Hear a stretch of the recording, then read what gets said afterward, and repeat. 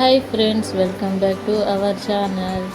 ఈరోజు నేనైతే ఉగ్గు ఎలా తయారు చేయాలో అనే దాని గురించి చూపించాలనుకుంటున్నాను.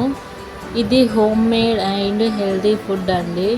ఇది 6 to 12 months పిల్లలకు తినిపించడం వలన పిల్లలు చక్కగా బరువు అనేది పెరుగుతారు. మీరు కనుక నా ఛానల్ని కొత్తగా చూస్తున్నారంటే సబ్స్క్రైబ్ చేసుకోండి, లైక్ అండ్ కామెంట్ చేయండి. ఇప్పుడు ప్రాసెస్ చూసేద్దాం. ఫస్ట్ ఆఫ్ ఆల్ అయితే నేను మైసూర్ పప్పు, కందిపప్పు, పెసరపప్పు, శనగపప్పు, మినపప్పు, 10 వరకు బాదం పప్పునైతే తీసుకున్నాను. ఇవి నేను టీ గ్లాస్తో తీసుకున్నాను. నెక్స్ట్ వచ్చేసి బియ్యం. నేను ఈ గ్లాస్ తోటి బియ్యం 2 గ్లాస్ తీసుకున్నాను. అంటే 1 kgకి 1/2 kg పప్పు తీసుకున్నాను. అంటే 2 గ్లాస్కి నేను వచ్చేసి 2 గ్లాస్కి టీ గ్లాస్ తోటి 1 గ్లాస్ అయితే పప్పులు తీసుకున్నాను. ఇలా తీసుకున్న తర్వాత ఇవన్నీ ఒక మిక్సింగ్ బౌల్లో వేసుకున్న తర్వాత వీటిని అయితే శుభ్రంగా వాష్ చేసుకోవాలి. 2 or 3 times వాష్ చేసుకోవాలి. ఇలా శుభ్రంగా వాష్ చేసుకున్న తర్వాత నేనైతే ఈ జల్లెడలో అయితే ఈ పప్పులన్నీ వంచుకున్నానండి. ఎందుకంటే ఇందులో వంచడం వల్ల పప్పులో ఉన్న వాటర్ మొత్తం అనేది వడగొట్టేయచ్చు దీని ద్వారా. ఇలా వాటర్ మొత్తం వడగొట్టేసిన తర్వాత వీటిని అయితే ఎండలో బాగా ఆరబెట్టుకోవాలి. నేనైతే 4 hours ఎండలో ఎండబెట్టుకున్నాను. Within 4 hours ఎండబెట్టుకోవాలి. అప్పుడే ఇవన్నీ డ్రై అయిపోతాయి. ఇలా ఎండిపోయిన తర్వాత వీటిని తీసుకొని ఒక కడాయిలో అయితే వేయించుకోవాలి. నాన్ స్టిక్ కాదండి, స్టీల్ కడాయిలో వేయించుకోవాలి. నాన్ స్టిక్లో అయితే పిల్లలకు మంచిది కాదు. ఇప్పుడు వీటిని అయితే బాగా వేయించుకోవాలి. ఇలా నేనైతే ఫస్టే జీలకర్ర యాడ్ చేసేస్తున్నాను. వామ్ కూడా యాడ్ చేయొచ్చు, కాకపోతే నా దగ్గర వామ్ లేవు కాబట్టి నేను జీలకర్ర మాత్రమే వేసాను. లాస్ట్లో యాడ్ చేసినా కూడా మంచిది, ఎందుకంటే జీలకర్ర వాము అయితే పిల్లలకు ఫుడ్ డైజెషన్ కావడానికి ఉపయోగపడుతుంది. నేనైతే ఫస్ట్ ఆఫ్ ఆల్ వేసేసాను.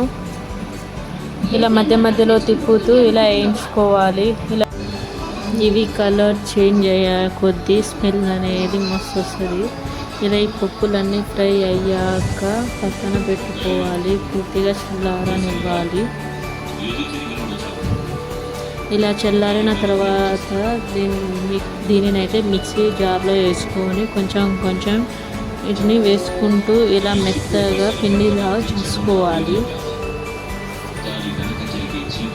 ఉప్మా రవ్వలా కూడా పట్టుకోవచ్చు, బట్ నేనైతే మెత్తగా పట్టుకుంటున్నా.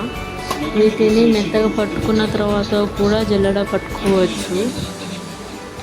నేనైతే మెత్తగా పట్టుకున్నా కాబట్టి నాకు జల్లెడ పట్టే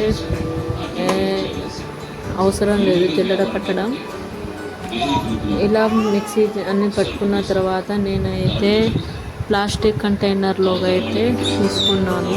ఇలా ప్లాస్టిక్ కంటైనర్లో పెడితే 1 month వరకు స్టోర్ అనేది ఉంటుంది. ఇప్పుడు ఉగ్గు ఎలా చేస్తారో చూసేద్దాం.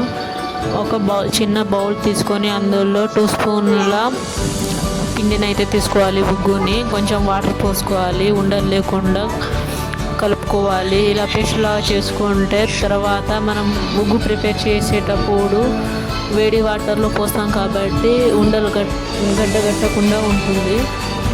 ఇలా స్టవ్ మీద చిన్న బౌల్ పెట్టుకొని అందులో కొంచెం వాటర్ పోసుకొని టేస్ట్కి తగ్గట్టు ఉప్పు వేసుకోవాలి. ఇలా వేడైన తర్వాత మనం ఇంతకు ముందు చేసుకున్న పేస్ట్ని అయితే ఇందులో పోసుకోవాలి. ఇలా పోసుకున్న తర్వాత మధ్య మధ్యలో తిప్పుతూనే ఉండాలి, ఎందుకంటే ఇందులో పేస్ట్లా చేసినా కూడా గడ్డలు కట్టే అవకాశం ఉంటుంది కాబట్టి మధ్య మధ్యలో తిప్పుతూ వండుకోవాలి.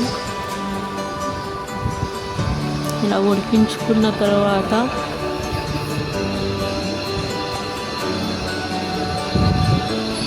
ఇలా ఉడికించుకుంటూ ఇలా ఉడికించుకోవాలి.